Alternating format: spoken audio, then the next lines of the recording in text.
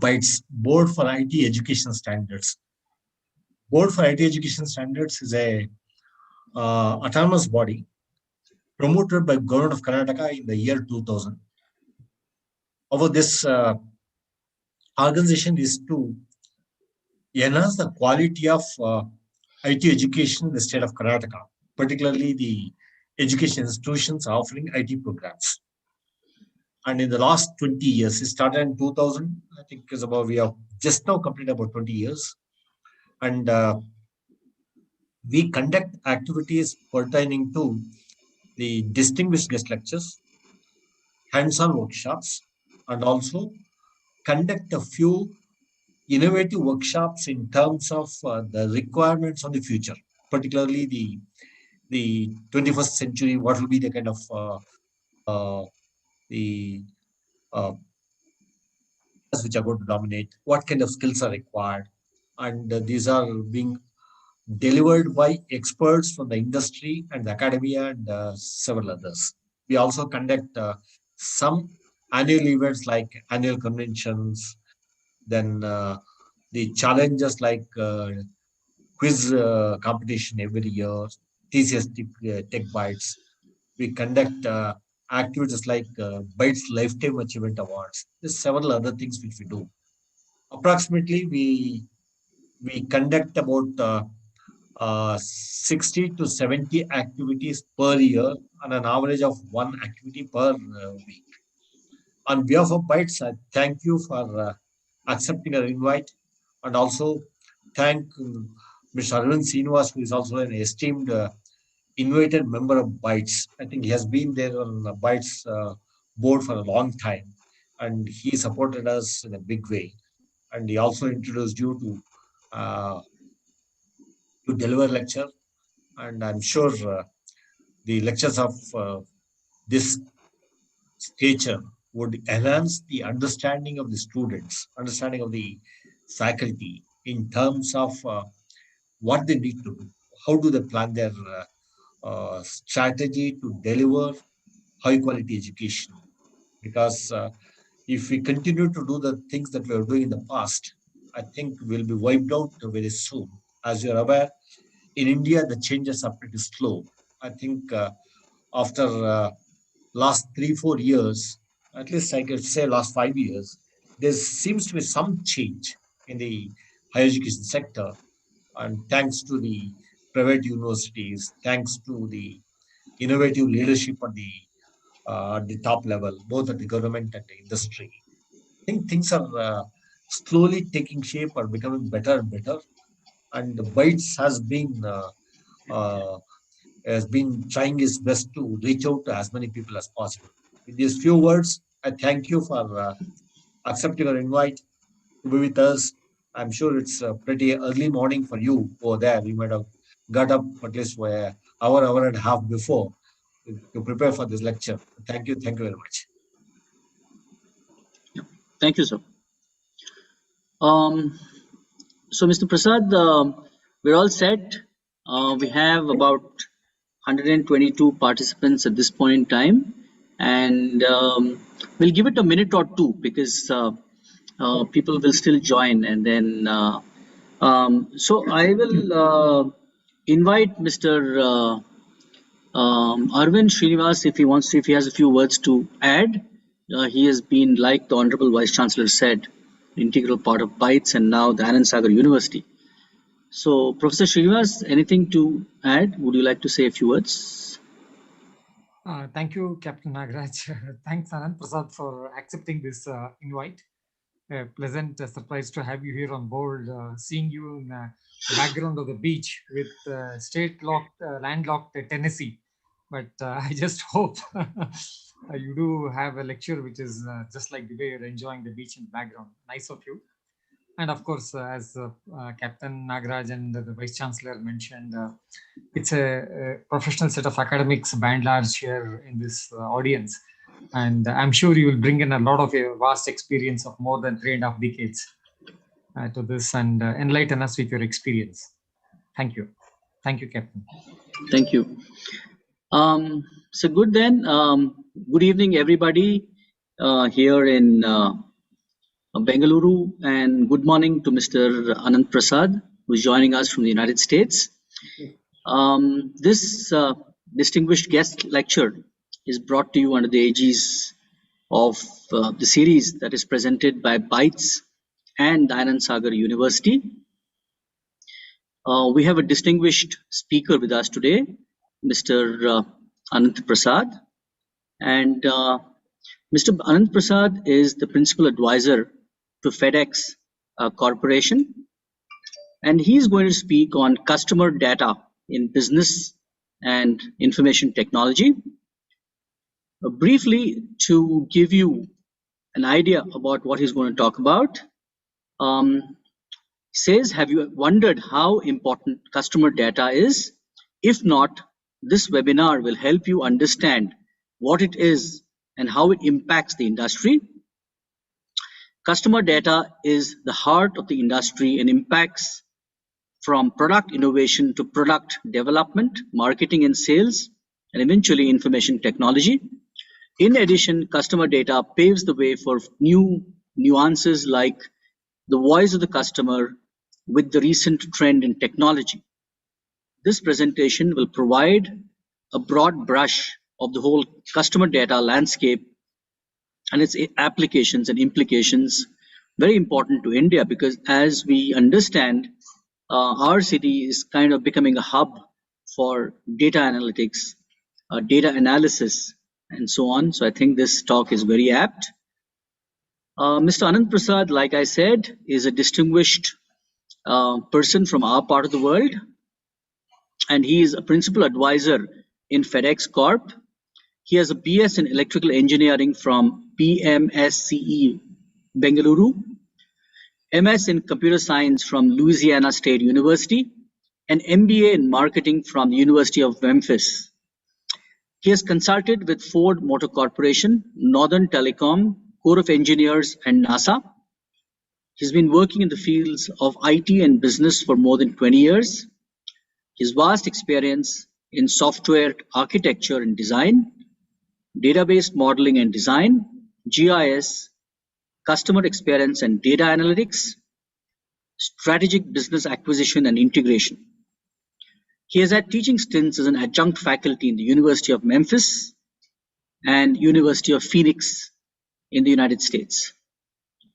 And before I hand over to Mr. Prasad to start his address, may I request the audience that please feel free to post your questions in the chat box, and they will be collated. And exactly after 45 minutes, I will present them to Mr. Prasad. And time permitting, over the next 15 minutes, he will try to unravel your questions. Thank you very much. Welcome to the distinguished guest lecture. And let's get started. Mr. Prasad, all yours, please. Thank you, Captain Nagaraj and Vice Chancellor, for inviting me and for this opportunity. And also thank you for Arvind for those kind words. So with that said, I just wanted to give you, as Captain Nagaraj has already stated, that this is going to be a broad brush that will take you into both in the lines of both the business as well as the IT, information technology.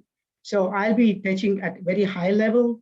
I wanted to take this subject because it's pretty apt for India as far as customer service, customer experience is concerned. During my visits there or otherwise, hearing from my friends. So since it's at the very edge of the technology, Bangalore being the Silicon Valley of India, so I thought this would be a very good subject to begin with. Since I'm in that area too, I could contribute some more real life experiences. So that's one of the reasons. Those are some of the reasons for me to do this today. So with that said, I'll get into my presentation. Can you all see okay here? My presentation? All good, strength 5. Okay, great. All right. As you all know, that customer data is the heart of any industry. Customer data being in any domain. Basically, it could be transportation industry. It could be in the field of health. It could be in the field of other things, So customer data is the heart. So this drives the technology, basically. It drives the business of an industry. It drives the business of the country.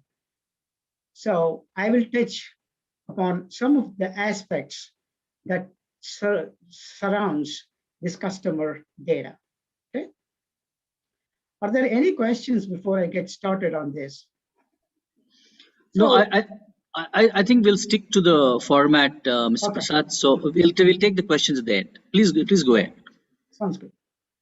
So basically, the agenda will be talking about what customer data is and how customer 360 revolves around it, and what is master data management, and how governance really helps helps actually to manage the customer data or data in general, in particular. And then what about customer experience as a result of this customer data? And then lastly, I will take an industry case study, a general example, without naming any industries, going through the whole life cycle of the industry and how it impacts the industry and the customer experience, which is the end product or the end result of any customer. So with that, and then we will have question and answer. So that is the pattern that I will follow here. So with that said, I'll go with the first slide here. As you can see, customer data or just data volume has, starting in 2010, and today we are in 2021, it has increased 72 times. And the data that I'm depicting here also tells you about until 2010 to 2024, that's a span of 14 years, you're going to have 149 zettabytes. Okay, it's 1,000 gigabytes, I believe. Okay, so then think about the repercussions or the effect that it will have on the IT. Think about the cloud. Think about the storage that you would require. Think about so many innovations have to be done in order to make sure that this data that we collect makes sense. So how can this data be massaged into information? Data is useless without any kind of processing, right? So there are so many implications with data. So as somebody said, like Peter Sondergaard in Gartner Research said, information is the oil of 21st century and analytics is the combustion engine. So that quite sums up what data volume and what data will be in the years to come. So what is customer data? So I'll have to start. I will have to answer this question through a video that I want to show you for about a minute and a half, or approximately 2 minutes or so. And it will sum up exactly what it is, okay? So I'll stop sharing this slides, and then I will share the other one, okay?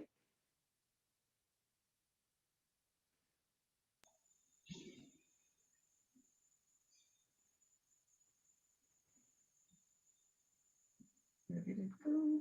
Okay.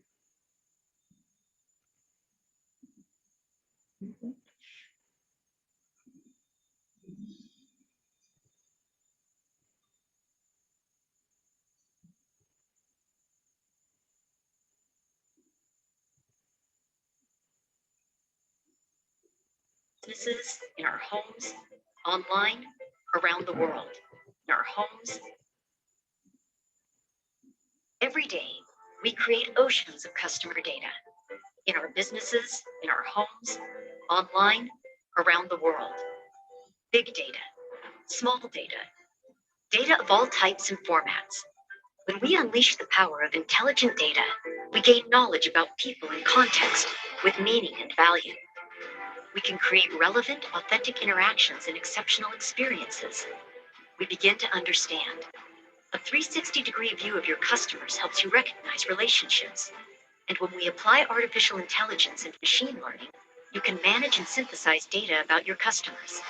So you can take that ocean of data, make sense of the patterns, and focus on what's real and valuable. When we correlate data from different systems and applications, you can spot emerging trends and foster emotional connections with your customers, reveal actionable insights, and make every touchpoint contextual, relevant, and timely. Discover meaningful relationships, increase satisfaction, and build brand loyalty. When we combine big data with customer profiles, you can understand customers in a way you never could before. Clarity, vision, value. Delivered by 360 Solutions. Empowered by Informatica to help accelerate your data-driven digital transformation.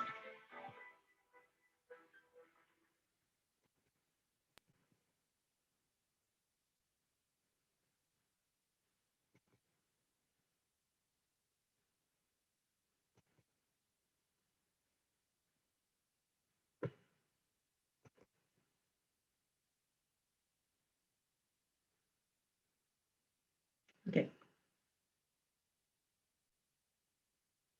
Can you hear me okay now? Since I changed, I just want to make sure.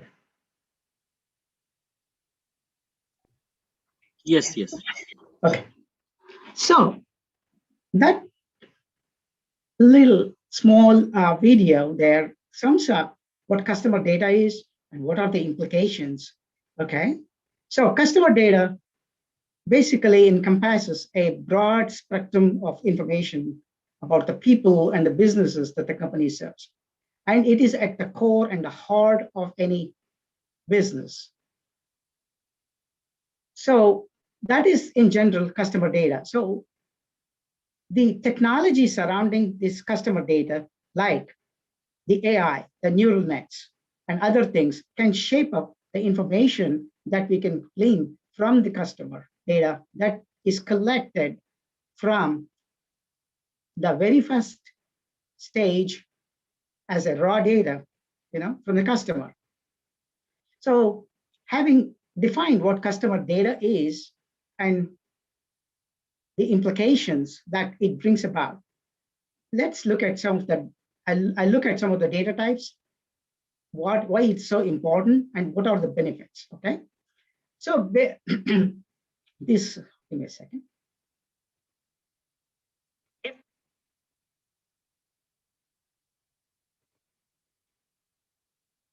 Give me a second. Something happened here.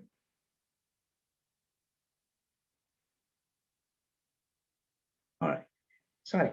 Okay, so that's what I'm going to touch upon, the types of data, importance, and benefits. Prior to touching up upon the different types of data that we have, we need to clearly understand the two types of customer profiles. So for any data, basically, we need to have these two types of customer profiles. One is business to customer, or B2C, or the end user profile. And the other one is business to business profile. They are set up in two different ways. So basically, the business to customer consists of demographics and psychographics data. Our business to business consists of data particular to the particular enterprise or the small businesses or medium-sized businesses, or with regard to the customers that they are associated with. Okay, so so having spoken about these two different types, let's talk about basic types of data we have here. We can define the 4 pillars of segmentation that is used here as geographic, demographic, psychographic, and behavior. So the geographic data consists of some of the attributes or some of the country, city, what's the density, what is the language that you talk, what's the area, what's the population, and so on and so forth.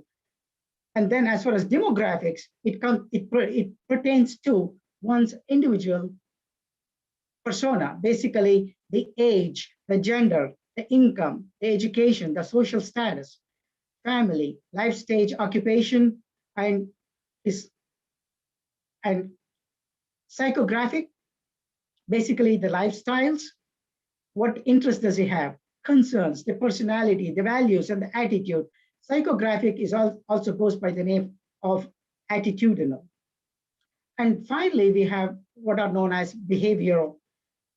So in this case, we talk about the buying habits, the status of the user, what are some of the life cycle changes that occurs, and how does he get engaged in the social platform, and what are the benefits that he gets out of that, and things like that, and what are the events in response to those behavior, and things like that, okay?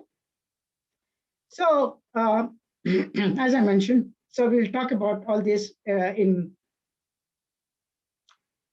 some of the this data in a particular as far as 360, our customer experience, and other aspects of governance are concerned. We will relate all of these attributes as we talk along. So why is customer data important? And what are some of the benefits that you can derive out of this customer data? Basically, customer data, as I mentioned, is the heart, and it has got a lot of implications. And why is it important? It's very important because it helps us from product development all the way through to governing the data. So basically, it helps us to design a good product, helps us to increase the conversion rate.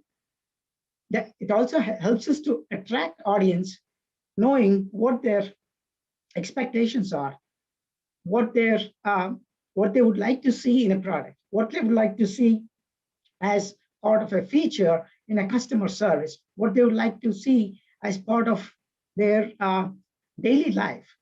So, and also it also helps us to communicate with the customers better.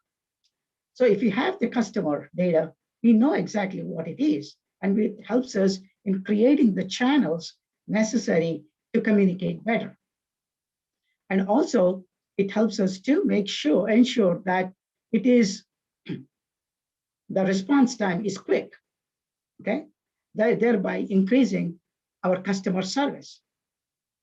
Ultimately, putting all of this together into what is known as the end user customer experience, right? Now, for all this to happen, we need to govern this data to make sure that this data is what it is and how it should be governed in a proper way to ensure that we deliver to the end customer. So what are some of the benefits of having this customer data and having all of these processes that we had to go through, the governance, the customer experience, and all of these, massaging the data, all of the other processes in order to enhance the customer data? It's basically to develop what is known as the predictive and prescriptive solutions. That's very well known in data analytics today, that if we have the predictive and prescriptive methodologies, we can make sure that we help the customer by knowing his buying habits, his expectations, and so on and so forth, right? And also it helps us to understand the target of the customers, or even target a customer or target a market that we need to effectively market that product. As I mentioned, it also increases the response rate, basically through communication channels. Thereby, doing all these three things, it increases the customer loyalty for the customers, and it increases the business for a corporation or a business or for any enterprise. And also, in terms of marketing, it helps in terms of customer segmentation. It helps us to put the customers in proper perspective as far as the marketing trends and the marketing segments that we can we can actually have. So those are the importance and the benefits of customer data and what customer data is. So this paves way for the next slide and provides a gateway for what is known as what is a 360 customer view. It's absolutely essential that we need to have, and it is imperative to have a customer 360 view in order to have a good customer experience. Without having a good customer 360 view with the data, customer data that we have at the heart of a business, it's very difficult to ensure that you have good customer experience. So what is the picture on the left tells you exactly what customer 360 view is. It tells you a view of the past, a view of the present, and a view of the future way. So if you know how he has behaved, his behavior, and what are his current trends and what you can expect in the future. So the technologies that we have around today, basically the databases, the social media, basically the iPhone is such a powerful tool today. You can do pretty much anything that you wanted to do with a desktop today. It's extremely powerful. You can actually design a system just with having just one iPhone. So it also helps you to interact with the customers. It helps you to interact with your buddies at work. It helps you to interact. It has so many functions. So I'm drawing a relationship here between the customer and what the technology, what we have today. In a similar fashion, the industry or the company, if it has the customer data and with the technology surrounding that, you will be able to attract more customers into the industry or into your company.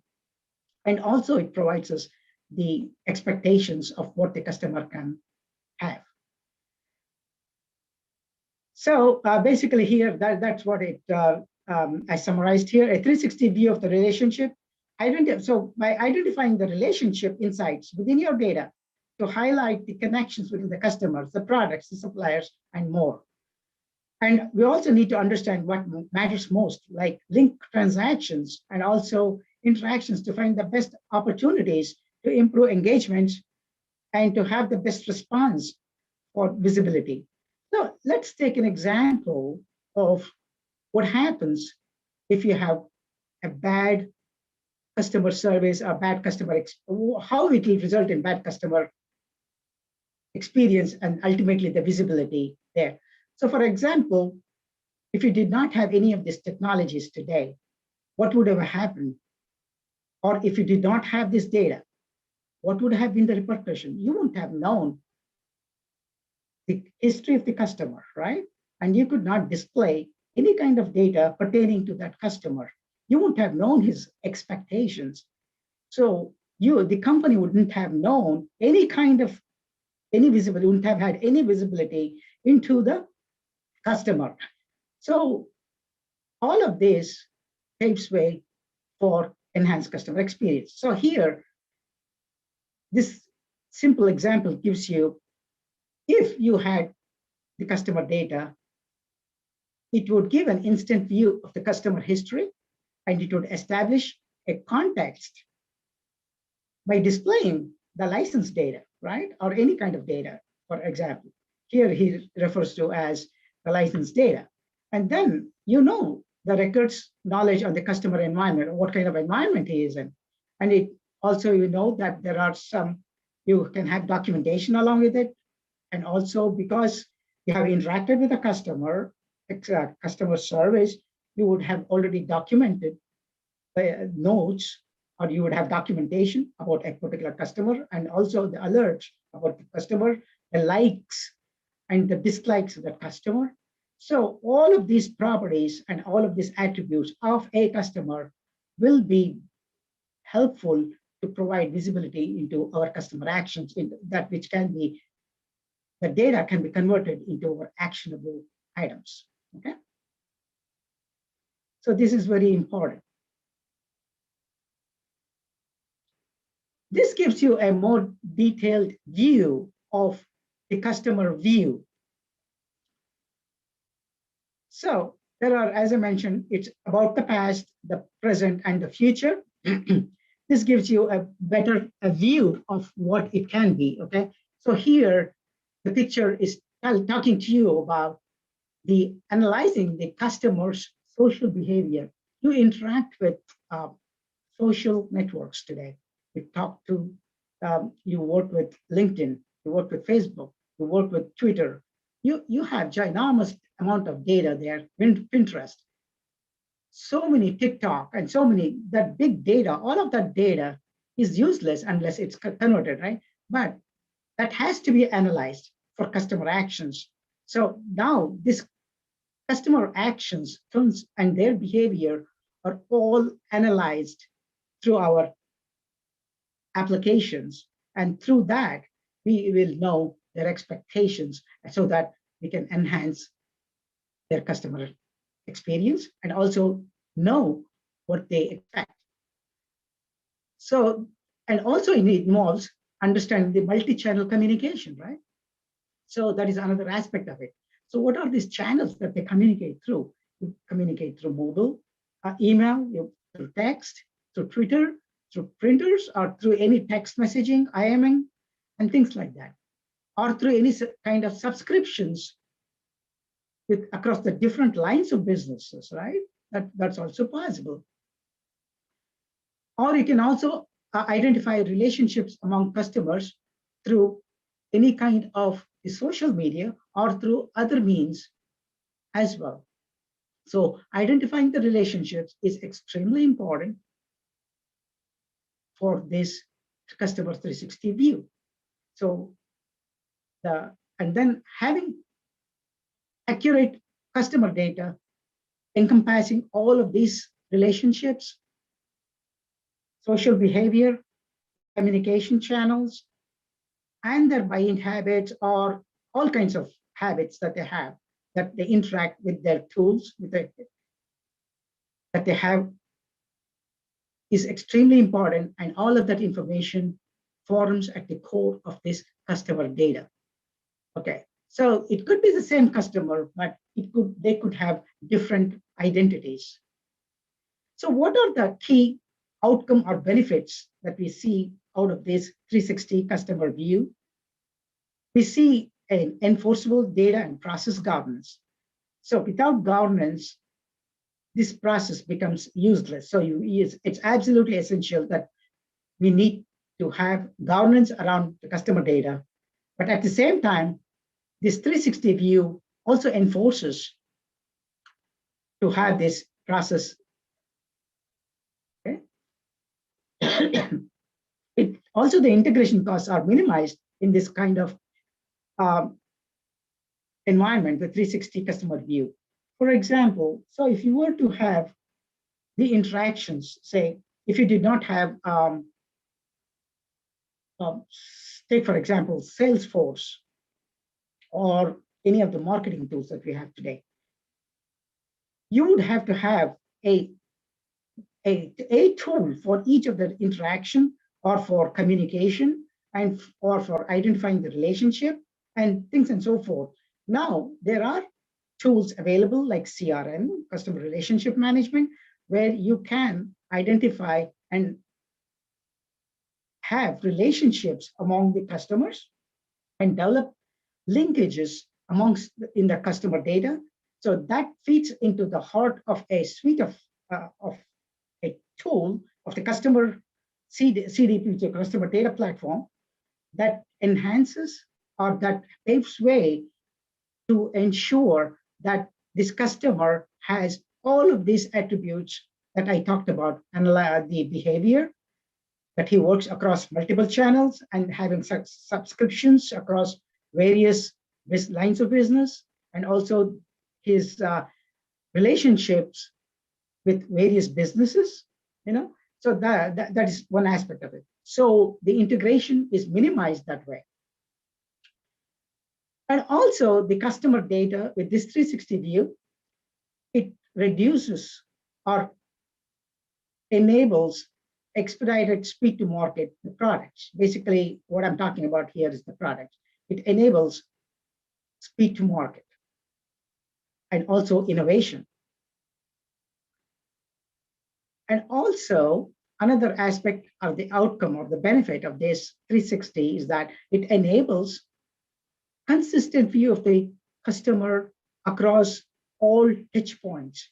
The touch points can be anything from social platform to your mobile phones or desktops or whatever, all those channels. It's an omni-channel touch point.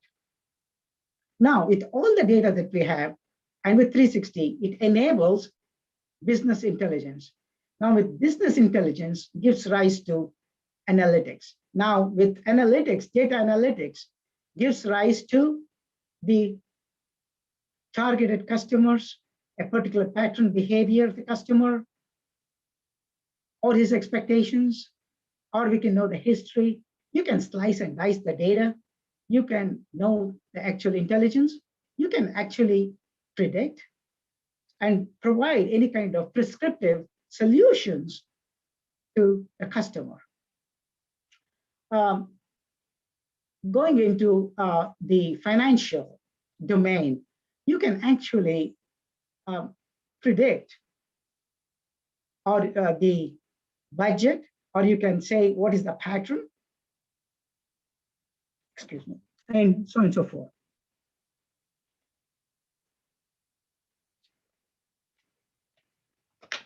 So data analytics today is a sequel to what we had way back in 2000, early 2000, what is called business intelligence. So at that time, we used to have products like MicroStrategy, who was the pioneer in that field. It brought about a kind of a revolution in business intelligence. We could have ad hoc reporting. We could develop regular reporting. I mean, the reporting was such a big hassle during those days. Now the reporting, even an end customer, an end user, is easily, if given the right tools, can easily create a report with and slice and dice the data that he wants. So that enabled the business intelligence. Primarily, the MicroStrategy was a product that I've used a lot in my previous years in IT as an enterprise architect. So that is one of the products that I would always look towards to. Of course, there are a lot more now. All right. So that's what about is business intelligence. And then the last but not the last one here is it provides unique identifier for customer contacts to facilitate alignment of business processes. So it also helps us in aligning with the customers along with the business processes amongst the different companies. For example, say a company A is a corporation under a big umbrella. Under that corporation, you could have smaller subsidiaries like company A1, A2, A3, A4, and so on and so forth. So now, with having a suite of these tools and with the corporation, these tools being implemented at the corporate level, you would have multiple access. You would have your hands extended to the other parts of the operating companies of the big corporation. So, and also working with the other folks who are the customers for, basically they are the internal customers for the operating companies, right? So thereby it would enable or enhance your alignment with business processes. So that is another example of having 360 customer view. The 360 customer view does not have to be just with external customers. It could be with internal customers of a company at a very high level, at the highest level. All right. Just wanted to give you an example of a 360 customer view here with CRM integration. So CRM integration allows you to synchronize all the relevant information, giving your support team giving your support team visibility into the customer, basically.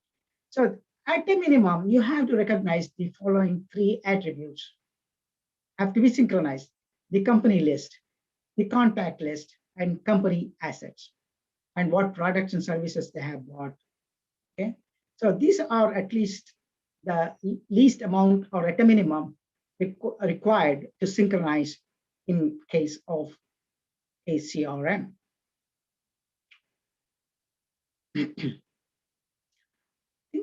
Okay, here.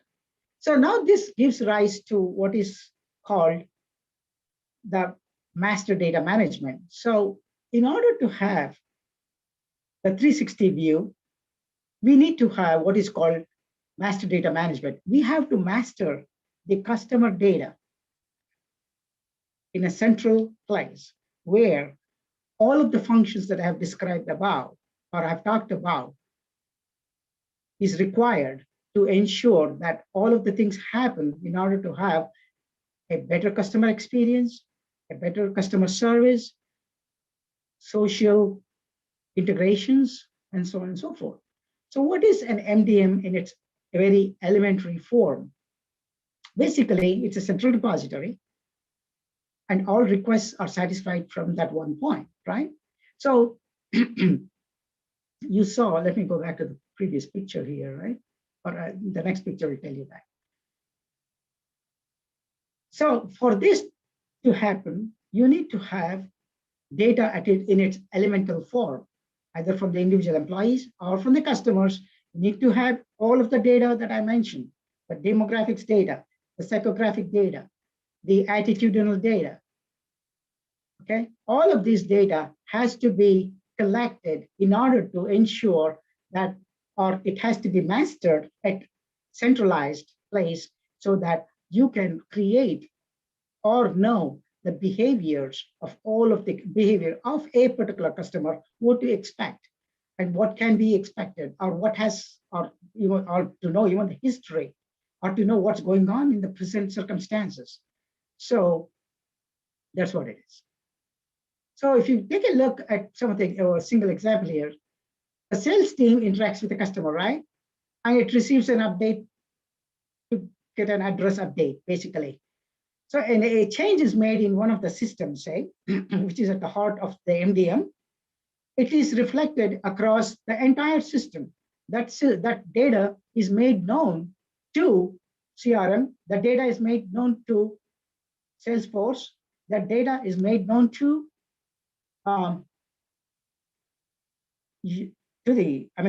for other systems, or to the database, or to other CRM systems, or to even the business intelligence systems, that could be linked onto as part of the suite of tools. So when the dispatch occurs, they look up at the address of the system, and what they get is the new address. So this could be a typical example. This could be another example in the dispatch systems, right? Basically, say for example, in a police, for example, the the 911 system in US. What happens there is there's a centralized system. The heart of the system is the data for the police to have. So this data is collected from various disparate sources, from intelligence, from fire brigades or fire departments, or from the general public, or social behavior, social platforms, and things like that. So all of this data is collected and mastered at the police, in a police department, where there is a suite of tools. That data, when the A data is changed, or a behavior of a particular person is known, or a particular criminal is known, it's all enhanced and it's centralized, so that when once there's an issue, for example, say yesterday there was something at FedEx in Indianapolis. So there was an alert that sent out, possibly, that there was a shooting that happened somewhere in Indianapolis. And then this alert gets to all the police in the field. So it's all dispatched immediately. So this data is mastered at the central headquarters. So those are some typical examples of what a master data management does. So similarly, it's in the finance, right? In the billing, and the system has a new address that also needs to be looked at, so that for a delivery, the new address is sent out. I will address all of these in a very in the case study that I'm going to do at the end, bringing all these ideas together. So this picture depicts from the inside out what a master data management is. So in its elemental form, MDM is an implementation of business-wide system where everyone gets their information from the same place. So it's a centralized system. So, but in order to have this master data management, there are satellite applications, satellite tools that are very essential, or processes, in order to ensure that the data that the centralized system has is the single source of truth. It should be the single source of truth. So if it is not, then that data is useless. The data is only as good as it gets updated, or as good as it is good, basically. So the picture here, what it tells you basically is that the heart of any MDM is the master data, or the customer data in our case, that fulfills all of the suite of tools that we have. Customer service, self-service. Even a customer can do his own self-service, or it can support a customer service. It can do billing. It could help financial planning for in its operational aspects, or it could innovate and help speed to market the products. It could help even any kind of fraud, and also it can bring to light any kind of regulatory non-compliance. And also it helps the back office systems, okay? So, and also it helps you to know your customer better, basically. So that's what it is. But in order to have all of this, at the core, in the center, you see there are tools required. We need to keep enriching the data, and the hierarchies need to be developed. Then there needs to be stewardship, okay? There is governance there required for all of these to make sure that the data at the heart of the MDM is what is required, and that is a single source of truth, so that when the data goes out to all of this suite of tools, to the end customers, or to the end tools, or all of the functions that I've described above, is mastered there, and that is correct. So these are some, I want to give you some examples of what are some of the data integration tools here. I'm not going to describe here, you can take a look here.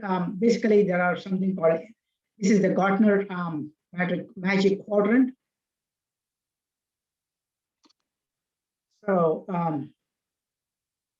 basically, some of these, at the very top right, they are the leaders, or is this SAP, the Oracle, the IBM's, Talent, and Informatica are some of the top leaders in this. And the bottom right, you see some of the visionaries in this area are the Informatica, Information Builders, and Snap Logic, and Adaptio on the left for the niche players, okay? So that gives you some of a flavor for what are some of the integration tools that we have today. Now, this one, all of these things, as I mentioned, leads to in order to have a good customer experience, which is the last part of this customer data. the end product of customer data, I would say. So the customer data governance. What is the customer data governance? What is its role? And things like that. Let's try to digest this at a very high level. So basically, it's concerned with the integrity of the data that is entered into the system. At the end, the MDM solution is in place, right? It's usually implemented as a program. So in the data governance, you would have a big program at, say, in an organization at a VP level, and then it trickles down to the directors level, where a group of stakeholders would be there. They would be responsible for making decisions around the data. Okay. So, and these people also would have data stewards who are the custodians of the data in their respective areas. For example, there could be revenue data. Customer data consists of lots of data. It could be revenue data, it could be sales data, it could be personal data, HR data, it could be for a company, okay? Several other data types. So all of these things are in our MDM, right? So in order to have this and to provide a good governance is required. And also to have the data should have integrated. That's exactly what data governance does. Okay. And also data governance is basically the maintenance of the system. Okay. It comes with the rules determining the format in which the data it should be. So it dictates what kind of data it should have. And the standards should be established. What kind of data needs to go into a system. So for example, if you're trying to develop a customer, or if you're trying to develop a customer-facing application, then the group that is responsible for developing that application needs to come into this data governance body, present their case, and to ensure that they meet the standards of this application as far as customer data is concerned, so that the output of that customer-facing product should not be in violation of the master data that the company holds. Okay? That is essential, and governance does that. So it enforces basically what an application has to do and what needs to be, a process needs to be followed. That goes on to the next bullet item. It says that there are rules which are set to uniquely fit the individual needs. If your company is constantly adding new types of products, then you can remove the restrictions accordingly. So all of these things enables 360 customer view focus, basically, okay? Now, that's what is customer data governance does. Now, what is that role in simplest of the terms? It exercises authority and control over management of data assets. This has to be done in a very non-invasive form. It should not be like a dictator. You need to do this, and this has to be done this way, this way. No, standards have to be established so that all of the groups or the suite of tools surrounding the master data management tool has or are in compliance with these rules set in forth by the customer data committee. So what is the other role? It also enforces the discipline of cataloging, right? For example, if you have customer data, you can have shipment data, right? Shipment data, which are all transactional data. So for example, for a logistics company, you would have a parcel that was shipped from point A to point B. You would like to know the scan data of that shipment. You would like to know the revenue of that shipment. You would like to know the rating of that shipment. So all of this data has to be collected, right? So in order to have that, you would have a plethora of databases or attributes or entities defined in your data warehouse, right? So now this data warehouse have tons of data, gigabytes of data, right? or zettabytes of data. Now, that data needs to be analyzed. So the analytics comes into picture here, right? So all of this data has implications. If it's not governed properly, if there is no discipline of cataloging that particular, what we call the data dictionary, if we do not have that of a particular data, of what it does, how it influences that, how that particular entity influences the data in the whole business or in the corporation. If it does not do that, then the governance is useless. And it also enhances the data quality and or the process control. Data quality is extremely important because, for example, if you take the example of any shipping again, say if you have this logistics company A, it ships for a customer a parcel, then in order to invoice that particular customer, you need to know the address of that particular customer. Bill him net 30 days or whatever, whatever the frequency could be. So the address is so important.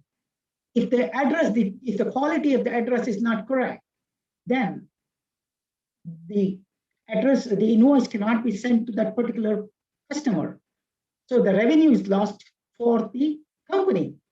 So data quality of a particular element is so important.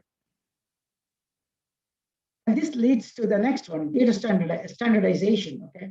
So we need to have data set up in particular standards. So in United States, I'll give you a typical example. I take address as a simple example because it's very understandable.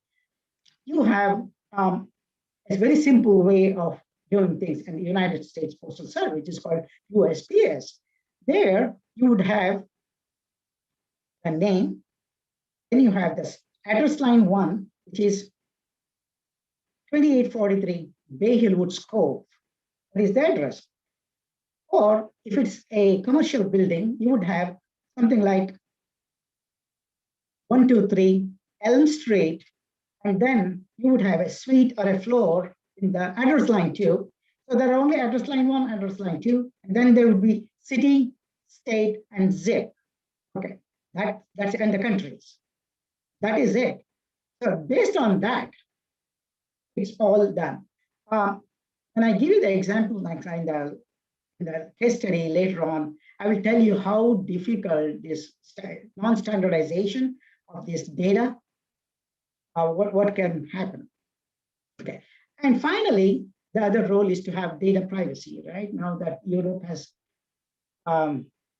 started out with GDPR and things like that, so that, and also we have several other things here in the United States as well as far as data privacy. There are laws in practice to ensure that the privacy of an individual or the privacy of a customer is not disclosed. For example, the phone numbers, the credit cards, or any of his phone number, credit cards, basically credit cards, any personal information for that should not be divulged. So that's another aspect of data governance. Okay, so that is customer data governance. Ultimately,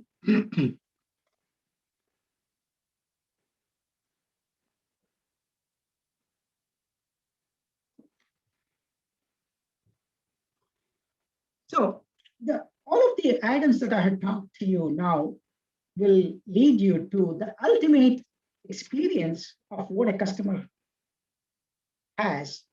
So that is of utmost importance for a company. That can break or make a company. Okay. So as the survey says here, this was done, I think it was 2020. It says that by 2020, customer experience will overtake price and product as the key brand differentiator. Okay. So what do the customers expect?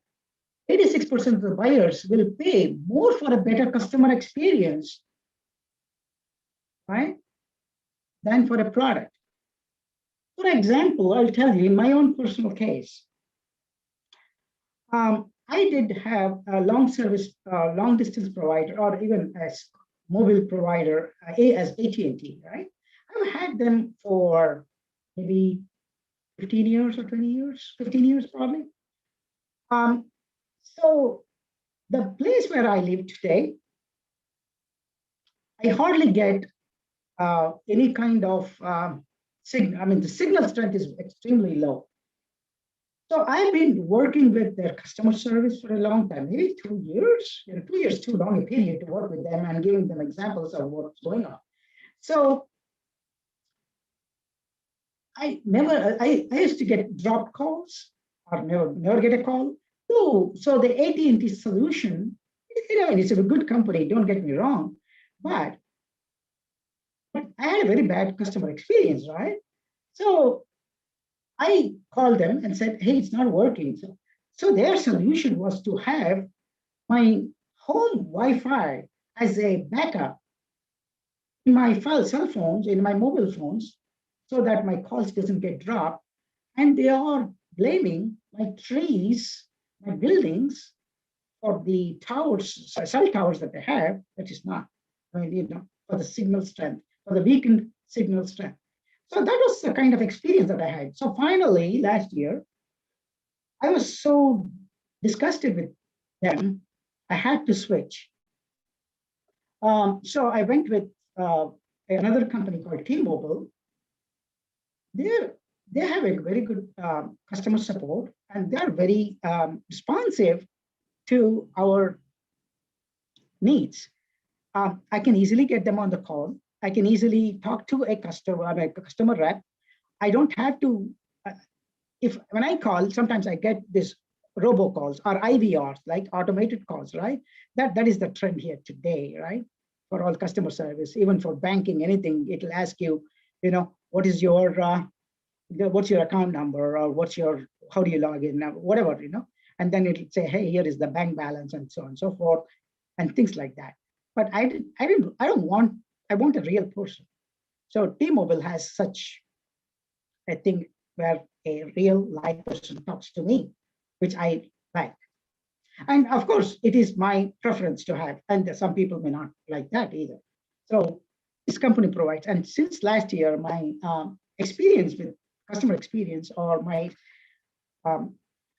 experience with T-Mobile has been extremely good. Okay. And I can see that because over a period in December, January of this year, during the Christmas, it was very hard to get, it was extremely hard to get talk to the sales phone, because they were having so much of demand because of their customer experience, their quality. So that is one example of customer experience. Another example of customer experience I can give you is, there is a company called Chick-fil-A here, okay? They specialize, it's a small food company, just like McDonald's, but they are highly competitive to McDonald's. McDonald's, they're okay. They're just like the AT&T's, it's very big, but this is a local company. They are extremely good in their treatment to the customers. So you go there, you order whatever you want. You want to have it. I'm a vegetarian, so I'm just giving an example. It could be a chicken burger, or it could have some fries, or it could have some smoothies, or whatever, You can just call them, or you can, through the mobile, you order. When you go there, you park your car, and then say that I'm here. You can press that on the application, and lo and behold, within 30 seconds or 1 minute, they are there to give you. And once that they do that, they ensure that everything is right. Meaning that if you order fry, they don't just give you fries. They'll give you a couple of napkins. They'll give you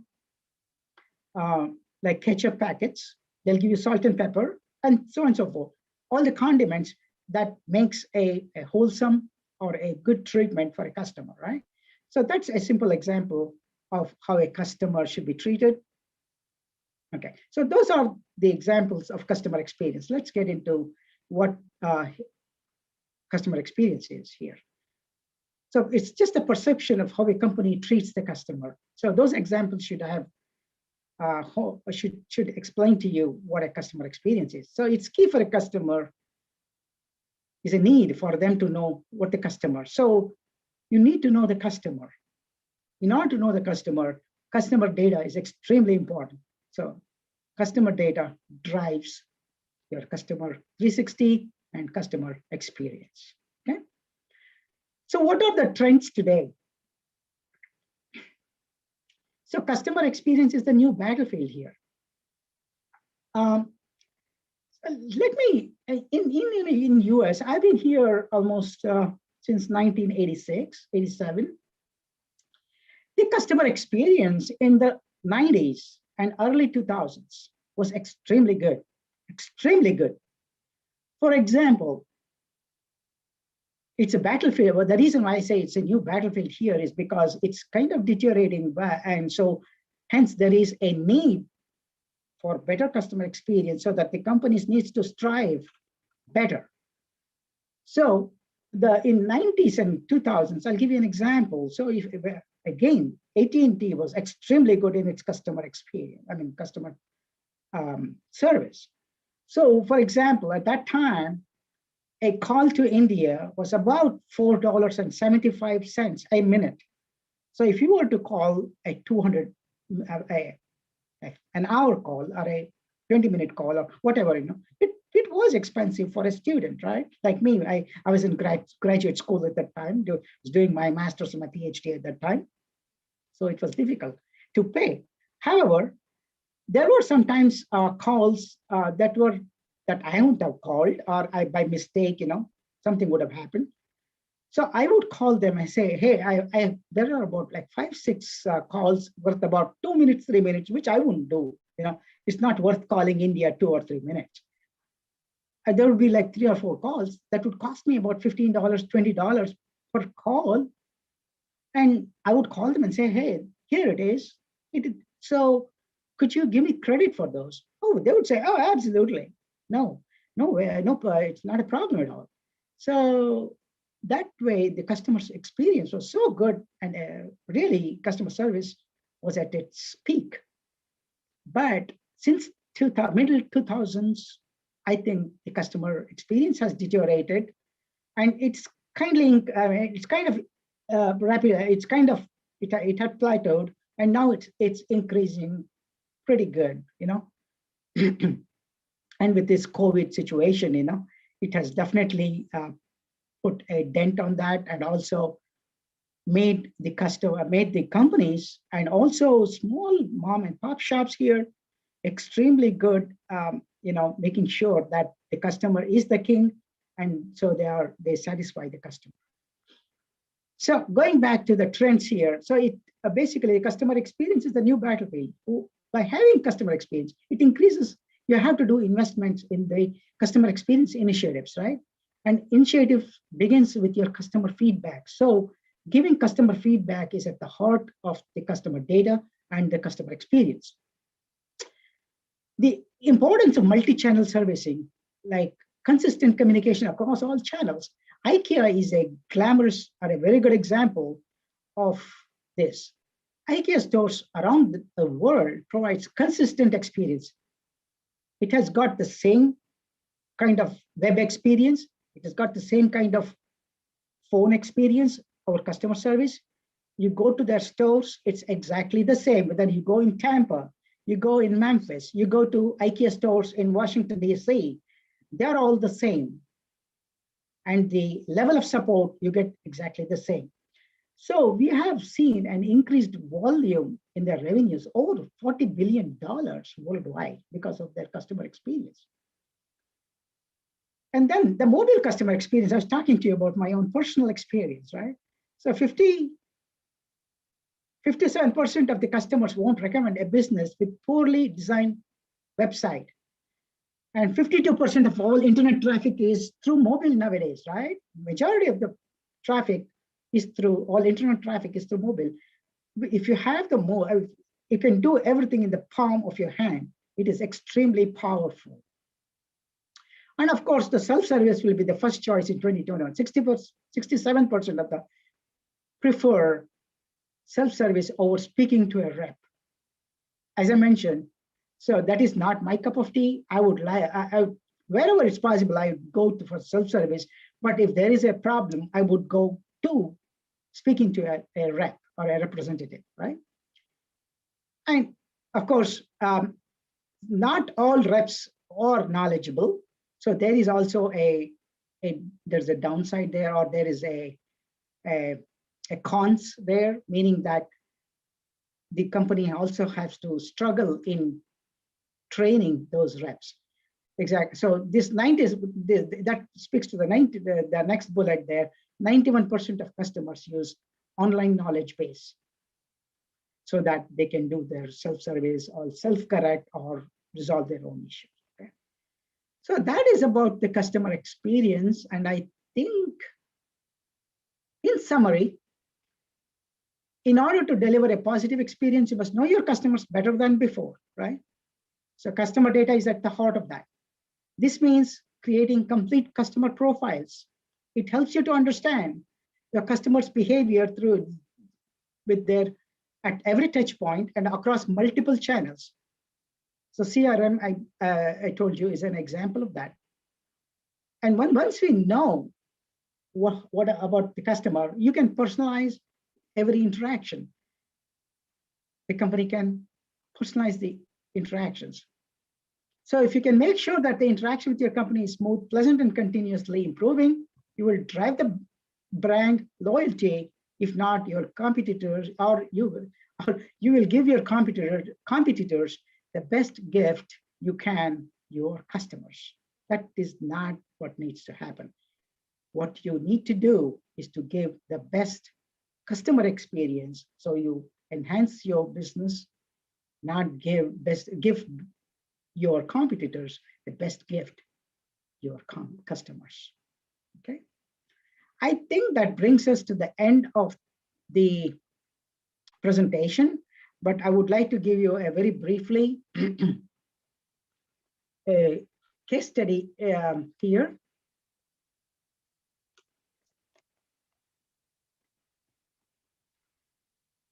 So let's take an example of a ABC.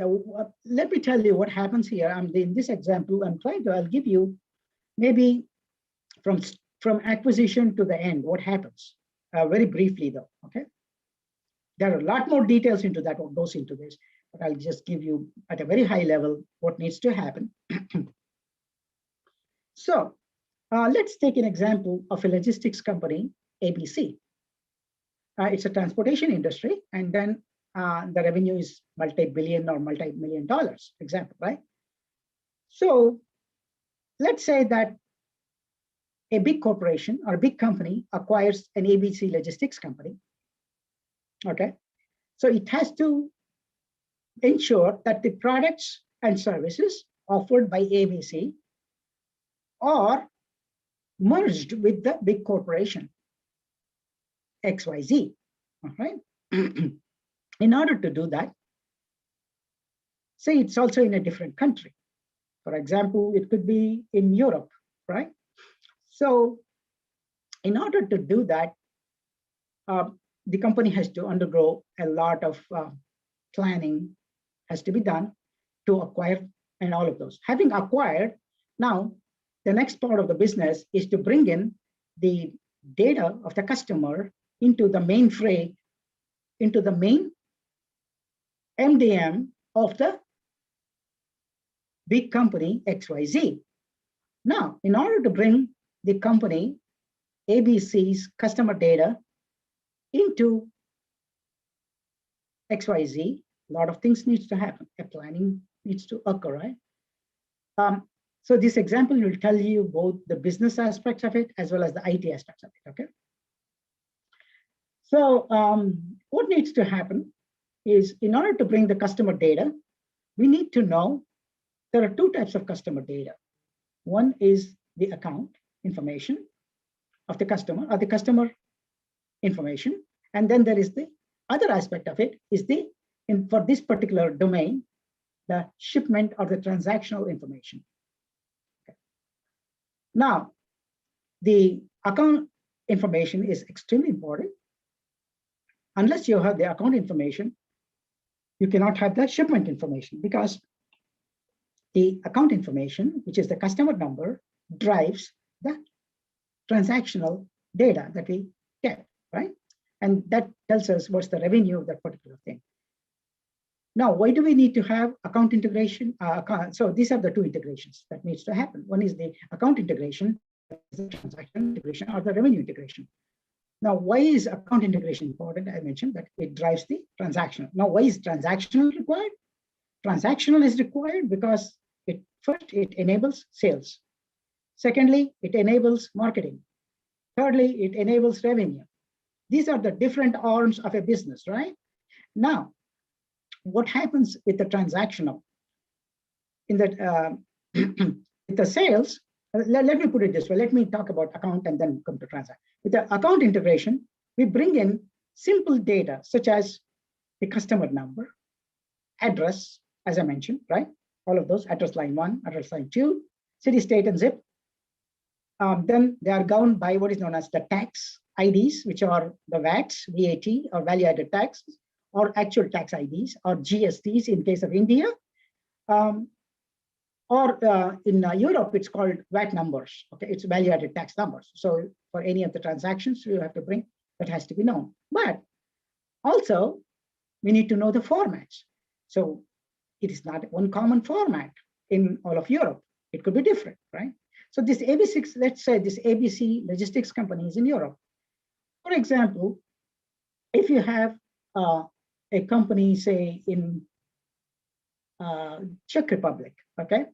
So the VAT number there is usually, how the way it's generated is through an AI algorithm. It generates that VAT is required, or along with the business registration ID at the time when a company tries to start, or it needs to get a license, or at the time it has to do that. So they'll be given what is called a VAT number and a business registration ID. So in Czech Republic, it would have something similar like this.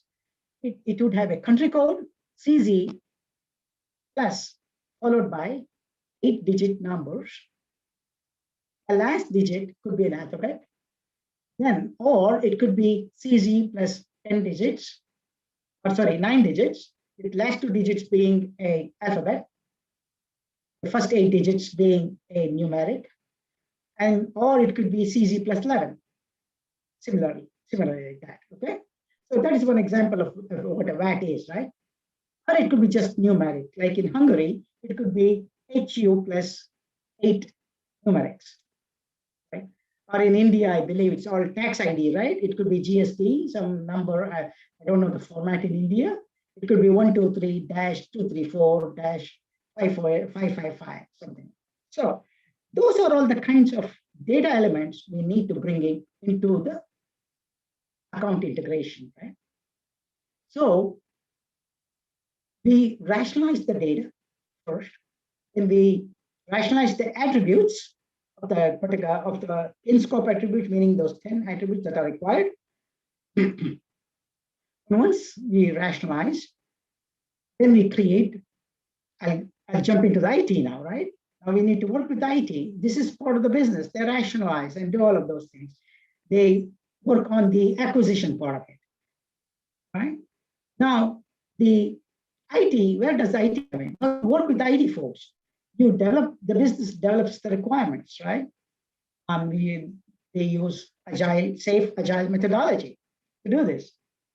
So you put all of these requirements that you want to develop as a project manager, you develop all the requirements into stories, and you put it in the backlog, and you put it into version 1, and so on and so forth, right? So IT, what it does, it converts them into technical requirements and adds their own logic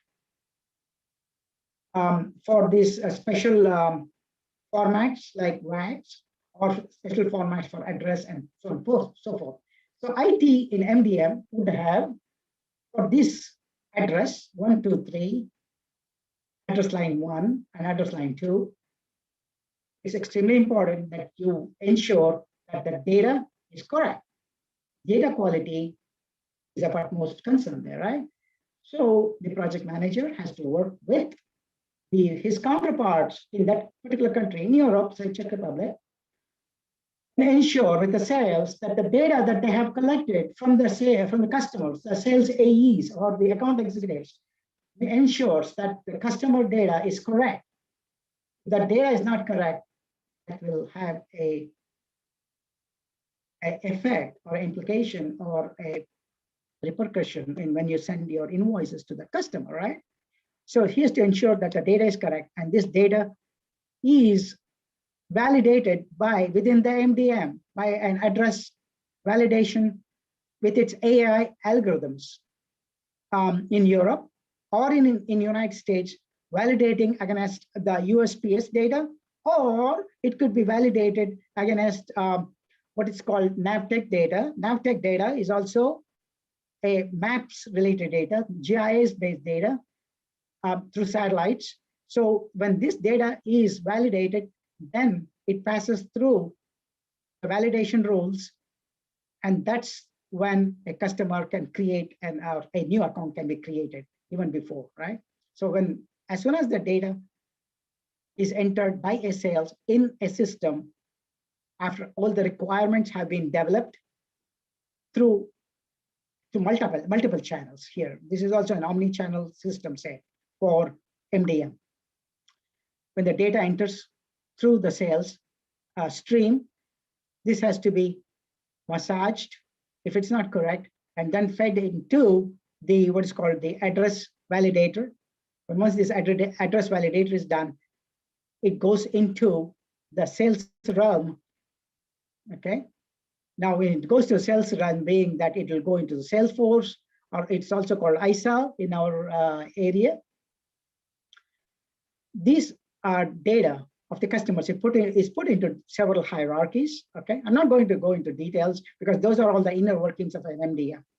So this data is finally captured. Right? It's extremely important that you capture these 8 or 10 attributes to ensure that you have the customer data. Now, coming to the transaction part, the customer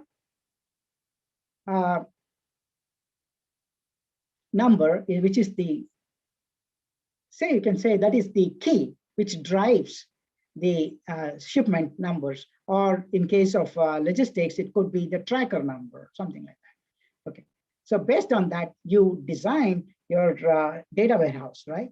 Now, in the data warehouse, you would design a particular table or suite of tables for the type codes and things like that for that particular integration, right?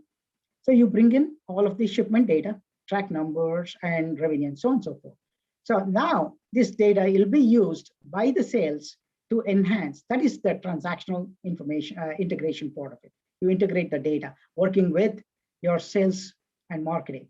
Now the sales will enable, how does it help sales?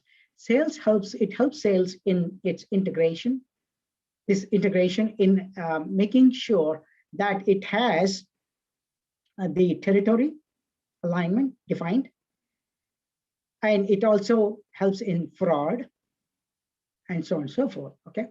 And for marketing, it helps them to do the market segmentation, customer segmentation strategy, so they can develop sales strategy, compensation strategy, and all of these things can be derived from the sales, from the transactional data.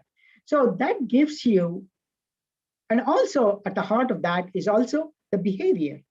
It tells you how many times that particular customer has used this logistics company, and what can you expect? You can predict based on what would be the revenue. You can predict the revenue.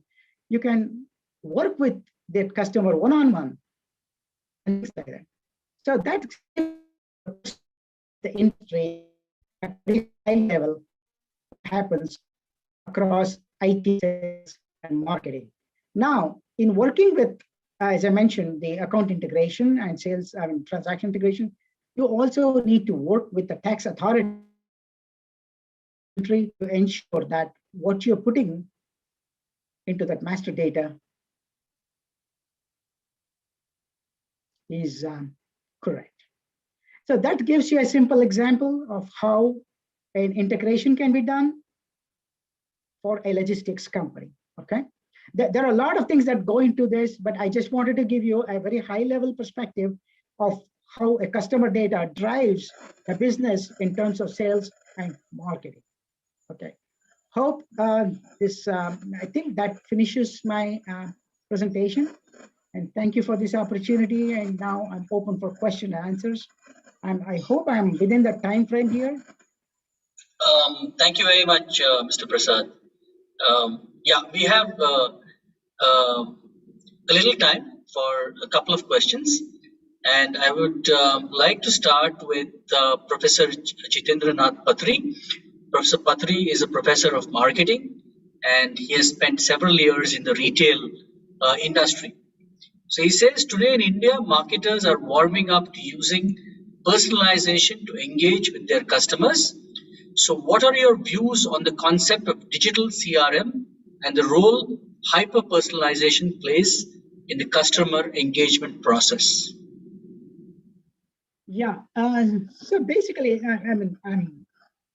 that's a good thing. That's a good trend. I, Personally, I feel that is a very good, that's the way to go. And digitization is another aspect of it, right? So digital CRM is the way to go now, and there has been so many strides made in that aspect. So at the heart of this, I think one-to-one marketing or one-to-one personalization, collection of this data, their behaviors, and so on and so forth. For example, if you were to talk about Amazon today, they personalize and they have this at the heart of their CRM today. So, for example, I go in US, I search for a particular lawnmower or something, or a food product, and immediately you see that the data is captured at a very personal level through your personal records, right? And that data is immediately reflected in your Facebook of what you like. And that is shown to all of your contacts on the Facebook. So it is digitally transmit instantaneously. So that is a good thing, and that's a good thing for the company. But on the flip side, they are trying to protect the privacy of who this person or who does what. But on the pro side, it is that it's a good branding or good advertisement that drives this product so that some others may like it, you know. So I think that's so in India, I think that's a very good trend. I would hope that they will continue to do that. Right, wonderful. Our next question is, of course, you gave an anecdote of your experience with AT&T and T-Mobile with your mobile service. So Professor Shankar here, he's a professor of analytics, one of our senior-most professors, and he asks, is there really a direct correlation, or is there is there a data metric which connects customer experience to business impact? Yes, basically the revenue, right? So that is the metric we measure with, and the customer experience, how it is, and through the feedback that we get. So that is exactly the metric that we do. And we set up some other KPIs for those. Okay, because they could be other factors also, affecting revenues. Yeah, absolutely. Yeah, there could be other factors, but the key factor being the customer experience, how it translates to revenues. But the data that is at the heart of your system, how well you manage the data, translates to the revenue, basically. In addition, not only that, there are other aspects like how you treat people, how you how the customer service is and things like that. So there are other factors as well, but majority are, I would say, but it's like a 70-30. 70% of it would influence, as that would be the metric. Yeah, I think, and also, right, fair enough. And we have Gagana B, who I think asked a similar question. And this person says, data quality, assessing of data quality, is it reflective of revenues? And I think you just answered that question. Absolutely. Data quality is absolutely essential. So governance is the one that does that. Okay. So if you do, like I gave you a simple example of address, right? If you do not have that address correct of the customer will call you, but if that customer does not have, the company does not have a correct address, proper records of the customer. So how will you get your money back? True. That is an impacting your revenue. Okay, and before we wind up, I wanted to ask you a question. How important is it in determining who is your customer? For example, Johnson & Johnson says that their customers are the doctors they service. It's very interesting. They don't talk about the lay customers on the street who come in and buy their products. They say that our customers are doctors. So how important is it to define who your customer is? Absolutely important. So for them, like I told you, right, in my talk, their primary customers are doctors. But who are the ones that are primarily responsible for driving that? The doctors have their patients as their customers. So it's their indirect customers to Johnson & Johnson. So for Johnson & Johnson to have better customer experience or to have better revenues or for their products or to sell their products, it's of utmost importance for them to ensure that the quality of their product is good, that enhances or that helps the doctors to talk about those products in hand, and in turn helps their patients to buy those products. So for example, if you have J&J today in United States, right? We have that vaccine today. They came up with that vaccine, one single shot, which is not an mRNA vaccine, but that has been, they have delivered to about 7 million to 8 million folks here already have got vaccinated with J&J. But it has been paused for now because of a single issue. They have found one person, a death of one person due to clotting, and then one in ICU seriously, and then there are about 6 who are in critical stages. So just for 6, it does not matter. It does matter. So the United States government has taken their utmost step to pause the distribution of J&J until the investigation is completed. So this greatly tells you, it gives you or tells you what a product of J&J should be and how they should treat their customers, or they should be responsible for their quality of the data. But also here, it was a quick vaccine. There are other factors, Usually a vaccine takes about 7 to 8 years. Having done their trials of so many clinical trials, but this was over. So that gives you an example of what it is. Thank you very much, Mr. Prasad, and for that very insightful discussion on data and its mysteries, including the very sensitive data governance, which is so very important in this age. May I invite you to our university on your next visit to Bengaluru. Please do come and talk to our students in person. I would like to thank our Honorable Vice Chancellor, Dr. Murthy, my faculty colleagues who are here attending.